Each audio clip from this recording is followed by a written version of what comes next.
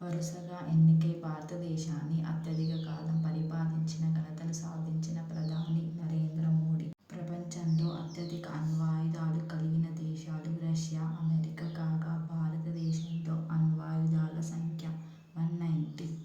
అవయవ దానకర్తగా దేశంలోనే రెండవసారి టాప్లో నిలిచిన రాష్ట్రం తెలంగాణ. అంతరిక్ష యాత్ర గగన్యాన్కు ఎంపికై కీర్తి చక్ర అందుకున్న వ్యోమగామి ఎయిర్ కమాండర్ ప్రశాంత్ బాలకృష్ణన్ నాయర్. కాకతీయులు, విజయనగర రాజులు మల్లన్న స్వామికి భూములు సమర్పించినట్టు శాసనాలు ఎక్కడ గుర్తించారు? ఏపీలోని మార్కాపురం జిల్లా ఎర్రగొండపాలెం డివిజన్ దగ్గర నల్లమల్ల అడవులలో. ప్రపంచ వాతావరణ గణాంకాలలో రెండో అత్యంత ఉష్ణోగ్రతలు నమోదైన నెల ఏది? మే 2026. అమెరికా 250వ స్వాతంత్య్ర దినోత్సవంలోకి అడుగుపెడుతున్న నేపథ్యంలో ఫోర్బ్స్ జాబితా విడుదల చేసింది.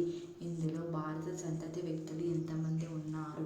250 ఫోర్బ్స్ జాబితాలో 27 మంది భారత సంతతి వ్యక్తులు ఉన్నారు. భారతదేశ జీడీపీ 7.7. గత ఆర్థిక సంవత్సరం 2025-26 భారతదేశ జీడీపీ 7.7గా నమోదైంది. ఏ పథకాన్ని జూలై 1 నుండి జిరాంజీ పథకంగా అమలు చేయనున్నారు?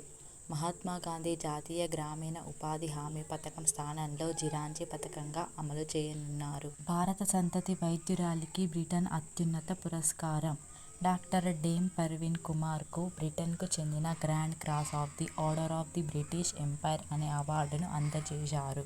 భారతదేశ నూతన ఆర్మీ చీఫ్. భారత ఆర్మీకి కొత్త చీఫ్గా లెఫ్టినెంట్ జనరల్ ధీరజ్ సేథ్ నియమితులయ్యారు. సుధామూర్తి గారి కొత్త పుస్తకావిష్కరణ. రాజ్యసభ సభ్యురాలు సుధామూర్తి పార్లమెంట్లోని విశిష్ట కుట్య చిత్రాల చరిత్రను వివరిస్తూ 'టైడ్స్ ఆఫ్ టైమ్' అనే పుస్తకాన్ని లండన్లో ఆవిష్కరించారు.